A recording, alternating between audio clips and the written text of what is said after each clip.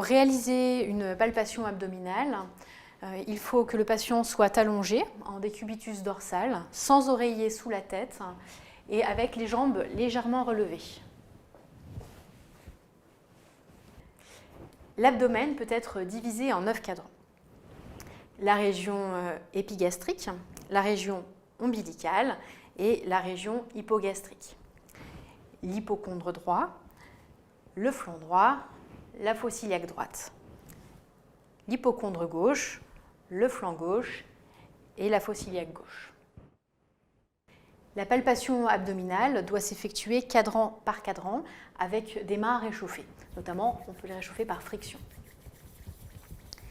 La palpation abdominale peut s'effectuer à deux mains, avec une main l'une sur l'autre ou à une seule main. Nous allons commencer par une zone non douloureuse et progresser ensuite vers la zone douloureuse. La palpation abdominale s'effectue de la superficie vers la profondeur.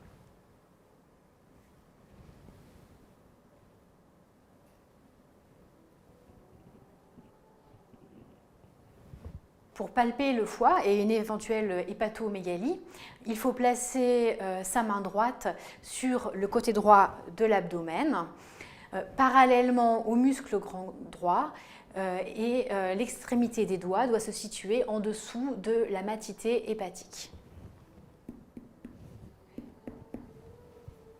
On demande alors au patient d'inspirer. Inspirez.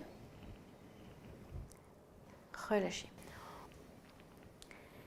Le bord inférieur du foie apparaît lors de l'inspiration du patient. Il peut donc être palpé.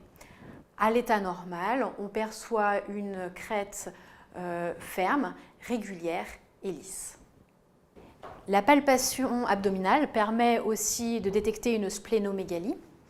Pour cela, on se place à la gauche du patient. On place la main droite sous le rebord costal gauche du patient, à qui l'on demande d'inspirer profondément. Inspirez. Relâchez. On appuie en direction de l'organe. Normalement, la rate n'est pas palpable chez un sujet normal, et si c'est le cas, il s'agit d'une splénomégalie. La défense et la contracture sont deux signes que nous devons rechercher à la palpation abdominale en cas de douleur abdominale.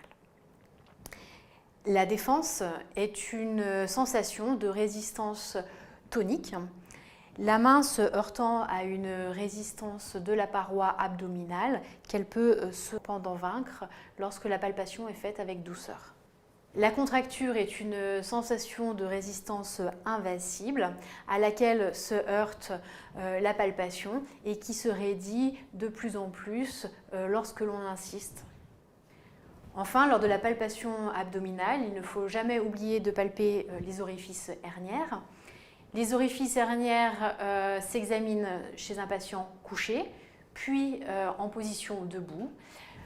Ils s'examinent aussi en hyperpression abdominale, par exemple lorsque le patient tousse. Nous devons examiner l'orifice herniaire qui correspond à la ligne blanche, la zone ombilicale, l'orifice ombilical, les orifices herniaires inguinaux et enfin les orifices herniaires scrotaux.